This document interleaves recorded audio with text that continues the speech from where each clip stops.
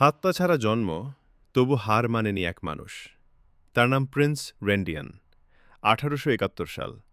পৃথিবীর আলো দেখার আগেই ভাগ্য যেন তার সঙ্গে নিষ্ঠুর রসিকতা করেছিল। জন্মের সময়ই তার কোনো হাত-পা ছিল না। চিকিৎসা বিজ্ঞানের ভাষায় টেট্রা অ্যামেলিয়া সিন্ড্রোম। একেবারেই বিরল এক শারীরিক অবস্থা। সেই সময় এমন মানুষকে দেখে সমাজ বলেই দিত, এই জীবন আর এগোবে না। কিন্তু রেন্ডিয়ান সেই গল্পে বিশ্বাস করেননি। পৃথিবী তাকে চিনেছে দ্য হিউম্যান ক্যাটারপিলার নামে, কিন্তু তিনি নিজেকে চিনতেন একজন সম্পূর্ণ মানুষ হিসেবে। কেউ তাকে হাঁটা শেখায়নি, তিনি নিজেই শিখেছিলেন।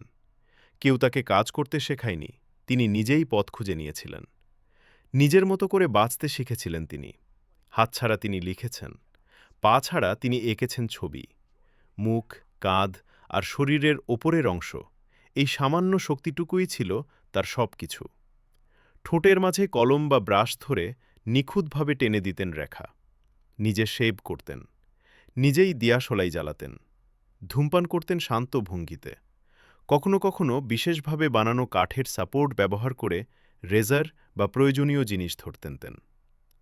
১৯৩২ সাল। আলোচিত সিনেমা ফ্রিক্স।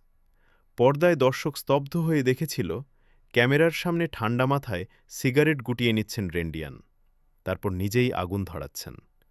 একটি দৃশ্য যা হাজার শব্দের চেয়েও শক্তিশালী। কিন্তু তার জীবন শুধু আলো ঝলমলে মঞ্চে সীমাবদ্ধ ছিল না। তিনি ভালোবেসেছেন, সংসার গড়েছেন, একজন সাধারণ মানুষের মতোই জীবনযাপন করেছেন। সারাহা নামের এক নারীকে বিয়ে করেন তিনি। তাদের ছিল ৫ সন্তান, ৪ মেয়ে, ১ ছেলে। হ্যাঁ, কষ্ট ছিল, সংগ্রাম ছিল। সমাজ অনেক সময় তাকে কৌতূহলের চোখে দেখেছে, মানুষের নয়, যেন কোনো প্রদর্শনীর বস্তু। কিন্তু রেন্ডিয়ান সেই দৃষ্টিকেই বদলে দিয়েছিলেন।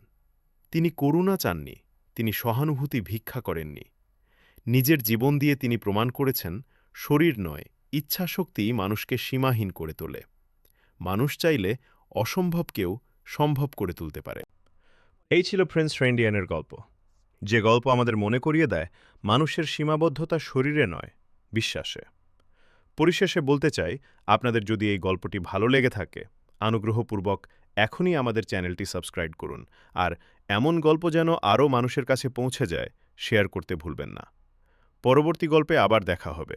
ততদিন পর্যন্ত বিশ্বাস রাখুন নিজের ওপর। আসসালামু আলাইকুম।